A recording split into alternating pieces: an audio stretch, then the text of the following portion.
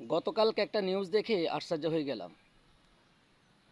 বর্তমান ইউনিট সরকারে একটা গেজেট প্রকাশ করছে, বাংলাদেশের প্রতিটা স্কুলে গানের শিক্ষক, নাচনের শিক্ষক তারা ঢুকাবে।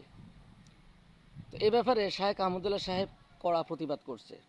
আমি মনে করি শুধু শাহেখ আহমদুল্লাহ সাহেবের প্রতিবাদ না, সকল আলেম, সকল ইসলামী দল, ধর্মপ্রাণ মুসলমানরা সবাই প্রতিবাদ করতে হবে। অথচ এসব প্রতিষ্ঠানে ধর্মীয় শিক্ষক নাই, যুগের পর যুগ যেতে আছে, কোনো ধর্মীয় শিক্ষক তারা ঢুকাচ্ছে না। বারবার বারবার আবেদন করতে আছে, দরখাস্ত করতে আছে যে আমাদেরকে একটা ধর্মীয় শিক্ষক দেন। প্রত্যেকটা স্কুলে কলেজে ধর্মীয় শিক্ষক ঢুকান দরকার, কারণ আমাদের বাংলাদেশে হাজার হাজার হাফেজ আছে, হাজার হাজার আলেম আছে, মুফতি আছে, মুহাদ্দিস আছে, কিন্তু আমরা আমাদের সন্তানদেরকে ঠিকমতো কোরআন শিখাতে পারবো না, এটা তো হতে পারে না। হাদিস হাদিস শিখাতে পারবো না, এটা তো হতে পারে না। এই জন্য সরকার কাছে আবেদন করে, কিন্তু সরকার কোনো ভ্রুক্ষেপ করে না, সরকার কোনো চিন্তাও করে না। কিন্তু সরকারের কাছে এমন জিনিস না চাইলে সরকার দিয়ে দেয়।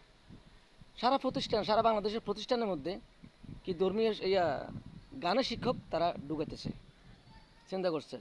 নাচনের শিক্ষক, ওই যে সংসদের মধ্যে আগে যেরকম মমতাজ মার্কা, হ্যাঁ মমতাজ ঢুকছে, এখন মমতাজের সন্তানরা আবার ঢুকতে আছে।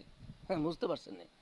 একটা 95% রাষ্ট্রের মধ্যে, 95% মুসলমান রাষ্ট্রের মধ্যে চিন্তা করে আমরা ধর্মীয় শিক্ষক পাচ্ছি না, এটা আশ্চর্য লাগে। আর আমরা তো নাচতে চাই না, আমরা তো গান শিখতে চাই না। আমাদের সন্তানদেরকে, ভাই বোনদেরকে আমরা গান শেখানোর জন্য তো শিক্ষা প্রতিষ্ঠানে পাঠাচ্ছি না। কেন আমাদেরকে এইসব ঢুকে দিতে হবে? এইসব কালচার আমাদেরকে খাওয়াইতে হবে, বুঝতে পারছেন নি?